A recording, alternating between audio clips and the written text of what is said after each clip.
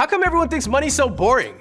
You think about money, you think it's just a bunch of decimal places. We've got to stop talking about it as if there's something wrong with money. Oh God, I gotta pay this thing off, sucks. How about, what is my rich life? I'm Ramit Sethi, host of the new Netflix show, How to Get Rich, and I'm gonna show you some of the worst ways to spend your money and also some of the best ways. Let's start with the worst money decisions.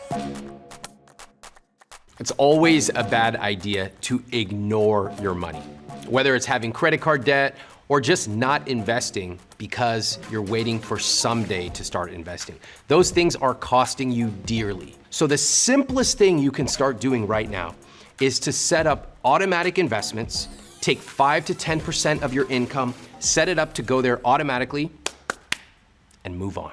The worst financial goal, when I ask people, what is your rich life? 90% of people give me the same answer. They go, I wanna do what I want, when I want. And they kind of wait for me to clap. Oh, that's such a clever answer. And then I go, okay, what do you want? And they go like this. Most of us have never actually thought about what we truly want with our money. And that's the worst goal of all. We'll say generic things like travel. I go, where? They go, Europe. I go, where? When? I wanna know the airline seat you're gonna sit on. I wanna know the restaurant you're gonna eat at. I wanna know who you're gonna take with you. A rich life is vivid and specific. It's not generic. I wanna know that a rich life to you means being able to pick up your kids from school every afternoon. That is the level of detail we're going for. I've made lots of purchases I regret. In fact, the more money you have, the more mistakes you're gonna make, and that's okay. I remember in my own business, we once signed a contract for a very expensive piece of software. It cost over $100,000. And the day that we signed the contract and logged in, we realized it didn't do the one thing that we needed it to do. And guess what? They did not refund us. In my opinion, better to make smaller mistakes when you're starting out, because then when you make more money, you have more money, and the stakes are higher, you know how to handle making good financial decisions. Now let's talk about one of my favorite things in the world, the best ways to spend your money.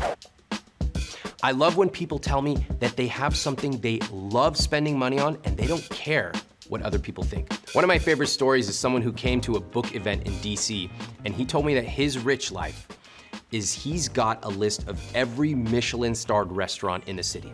And he wants to go one by one because he loves food. And I asked him, who are you gonna take with you?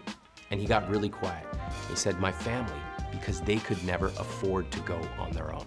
I have another reader of mine who spends a tremendous amount, tens of thousands of dollars every year on personal fitness. That is a classic example of spending money consciously. Sometimes I think when people hear the word rich, they think of somebody sitting in the back of a limo wearing a top hat, getting served one of those big silver platters. Guys, that's Richie Rich. That's not real life. How come everyone thinks money's so boring? You think about money, you think it's just a bunch of decimal places. I look at money, I go, wow, that's 20 personal training sessions. That's a trip to Bora Bora. The first thing we've got to do is we've got to stop approaching money as if it's boring. We've got to stop talking about it as if there's something wrong with money. Oh God, I gotta pay this thing off, sucks. How about, how can I use money to get that? And how can I stop worrying about money and even start feeling good? When I was growing up, we did not use the word protein in my house. We didn't even know what it was.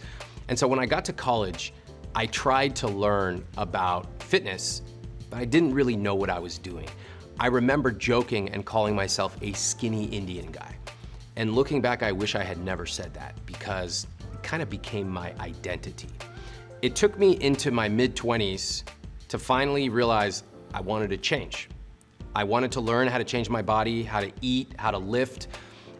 And when I finally started to understand it, that's when I realized I could actually spend money to get even better results even faster. And that was training right. That was eating right. And that's where I started to develop a love of being able to spend money on the things that mattered to me, like personal training and fitness. I love nice hotels and beautiful clothes. Those are a couple of what I call my money dials, the things that I love to turn up. I love the hospitality, I love the craftsmanship. These are the things that I love.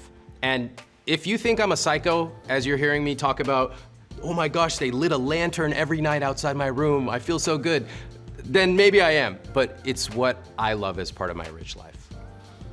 My money mantra is spend extravagantly on the things you love, as long as you cut costs mercilessly on the things you don't. Thanks for watching. Now you know my philosophy on living a rich life.